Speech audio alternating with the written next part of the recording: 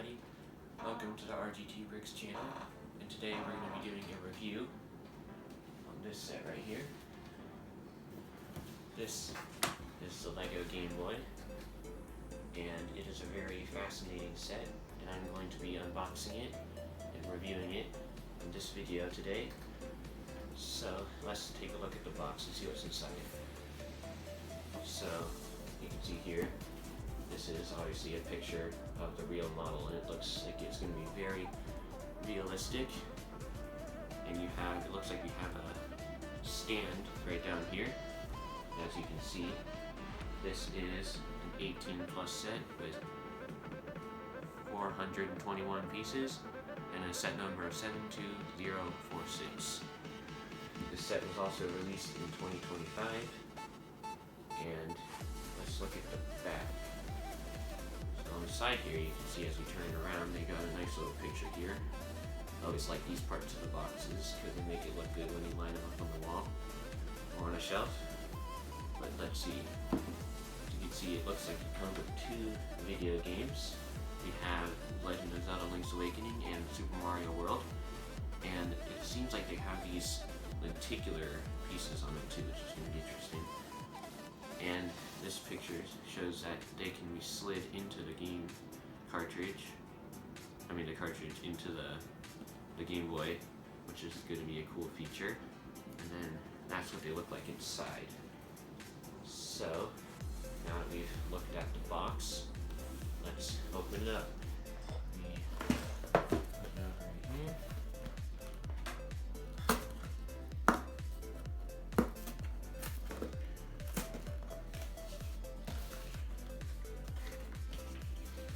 Let's see what's inside.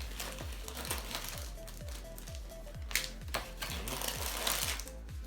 These look like they're some extra pieces, and then these look like the lenticular ones too.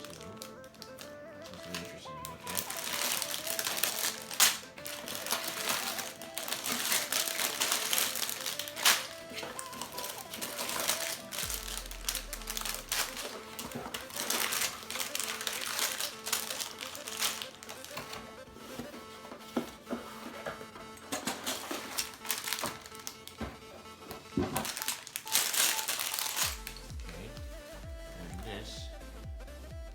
Instructions, and this is our pieces. So let's see. That is 1, 2, 3, 4, 5, and then we have those. So now, we'll look at the instructions, and then we'll start building. Okay, let's see. So we've got their plastic bags advertisement right there. We got their Lego Builder app. Here we go. So you guys can see. So we've got different information about the set and the features. Some historical references, got some details, got stuff about the games, and there we go. It's time to start building. First, we're going to look at these pieces right here.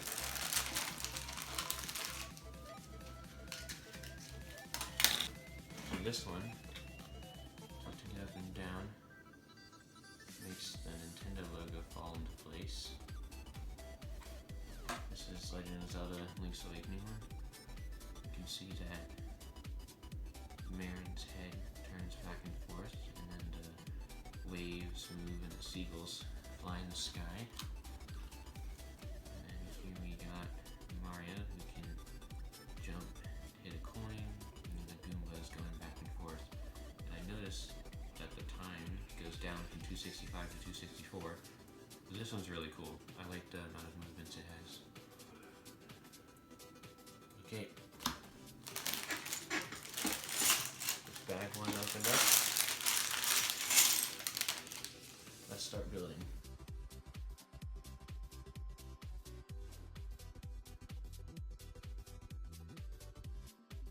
So I found this interesting. When you're building the circuit for the first game chip, they make the tiles on the front of it in a way that it looks like the actual circuitry inside of a real game cartridge. Okay, this finishes bag one. Oops, we have this game cartridge for Super Mario Land, and then we have the stand for the Game Boy. So with that, let's move on to bag two.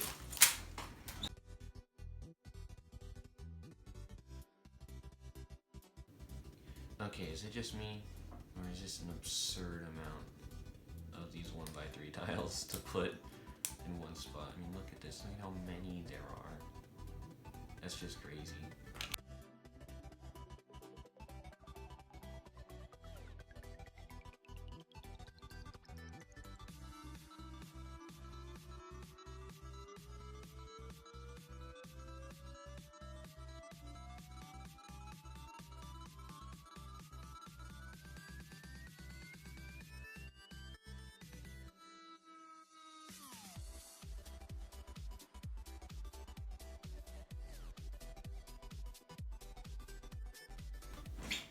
Okay, this is a very cool building technique they did just here.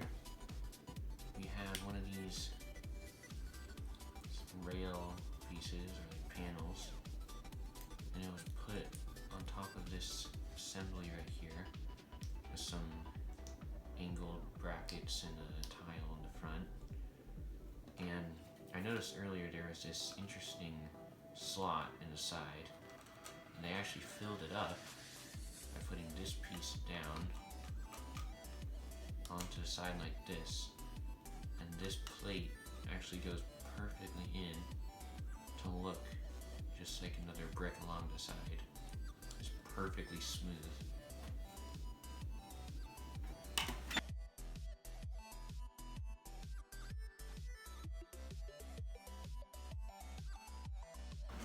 This finishes bag two.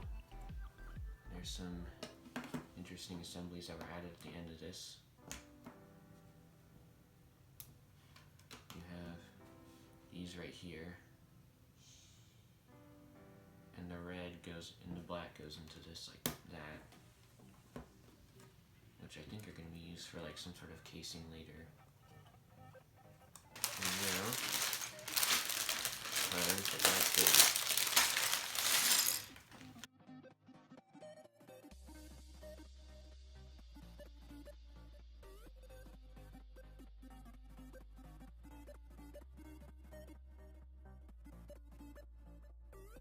So this is interesting.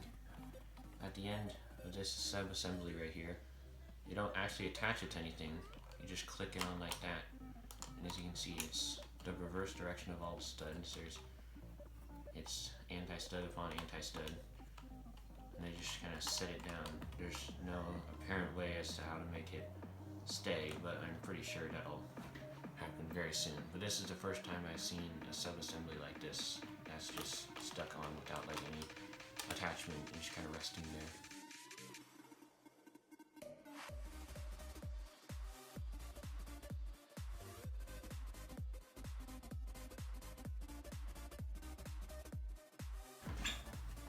So here we go.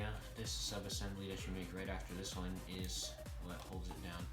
This pin goes into this hole right there, so that keeps it attached to the actual assembly, and then it gets clicked onto this green panel like that. So these two are attached together, and then this is attached by this pin right here. So it's actually, this whole thing is only really being held together by one pin right there. But there's also some other interesting things to notice. We have this thing, which I imagine is going to be the D-pad, and then we have select and start, so buttons will probably go there. And then here we have the hole, which I believe is going to be stuck into the stand.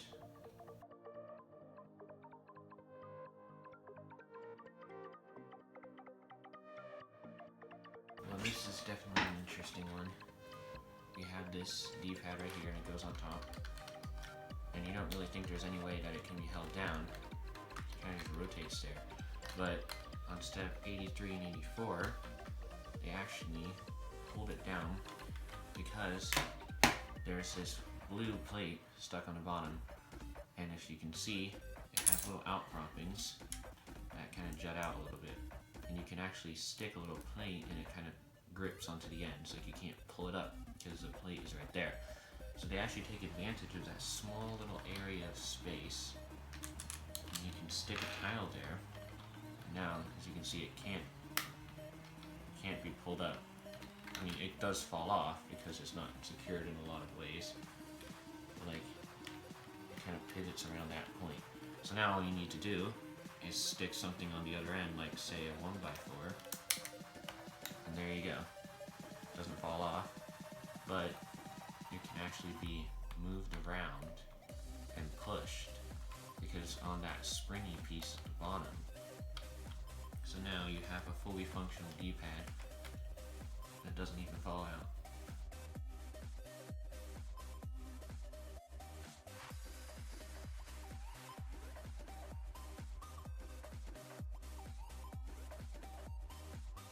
This is the completion of this sub-assembly here. This is the buttons, and you can see that they push because there's a spring here that kind of pushes them back. I noticed that mine are getting a little stuck. This one works pretty well. That one kind of gets stuck on the bottom. So I'm not entirely sure why, because the other one works much better, but that is that, and this is attached right here by this piece like that, and also to this bracket right there. That's pretty cool. You can see it kind of goes around this piece right here. So, yeah, I'm not quite sure why the buttons are getting stuck. Because I actually have another one right here. You can see the buttons definitely don't get stuck on this one. So, yeah, I'll have to figure out why that's the case. But for now, I'll just pop those back out. And I will keep going on with the build. Pretty sure that this is a new piece. This next assembly, you start with this thing right here. Then you use this piece right here, which is kind of like a curve, and it looks like it's about,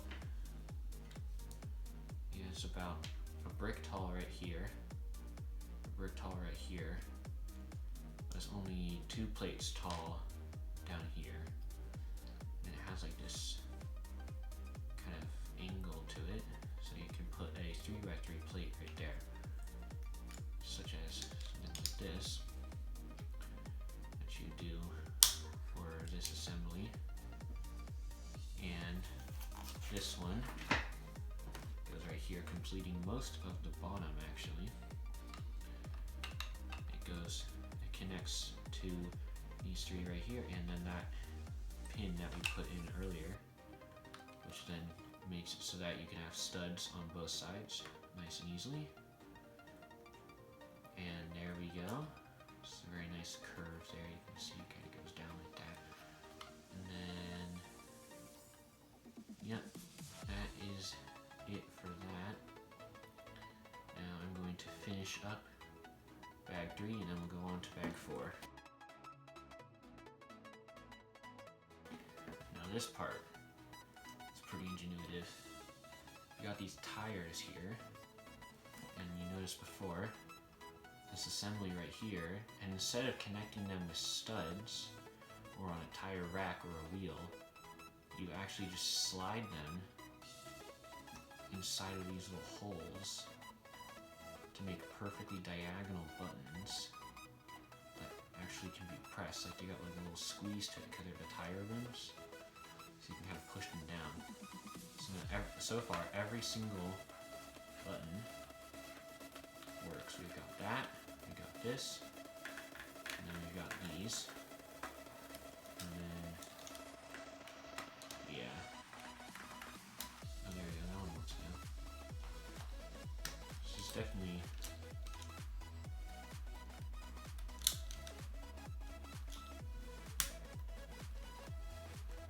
user error on these.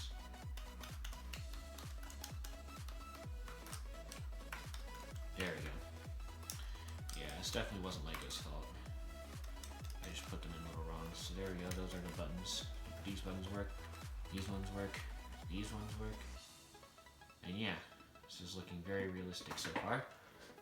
And that actually completes bag 3. So let's go on to bag 4.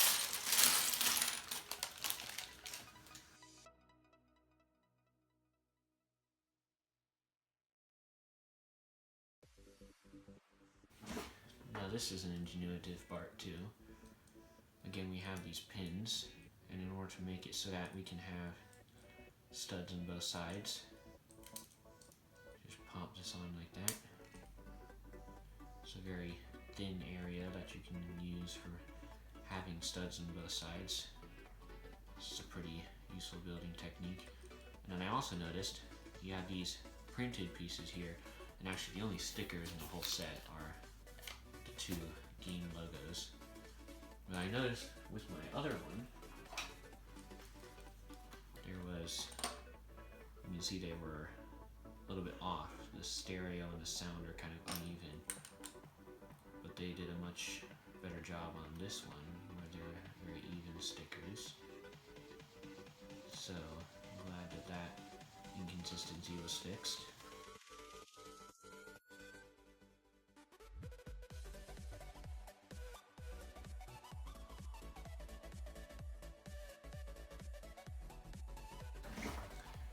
This piece is pretty satisfying to put on. Just clicks in just like that. You can see the screen is done. And then, yeah, it only clicks onto just one set of studs right there. It's actually fairly sturdy, and you can see that they're probably going to put something along some of that part later.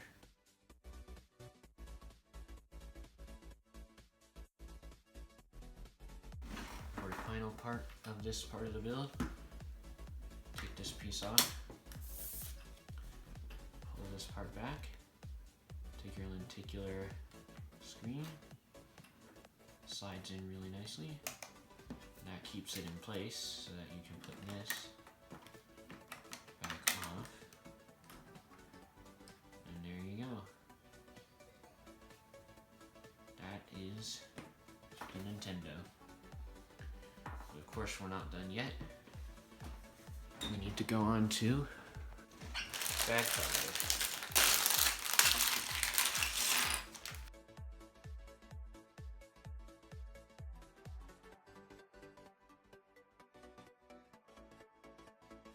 There we go. This is the completed set. We have a stand for the game cartridge with the lenticular films in the back. We have an additional game cartridge for Legend of Zelda Link's Awakening. We have the Game Boy in a stand. And then a few extra pieces right here. Now, let's get into some of my thoughts about the features, like what this thing can do. First of all, we have the stand, of course. It has a Technic pin that goes right inside this hole right here. It's very easy to attach and easy to pick up. It's very stable. And then we have this one right here, which takes advantage of clips and brackets like this. Kind of clip inside the middle. Makes for some useful connection points. It's actually the same type of concept that you see in the Nintendo Entertainment System set to connect the cord into the system. And then we have this. The Game Boy obviously has a ton of features. I've already showed you the buttons.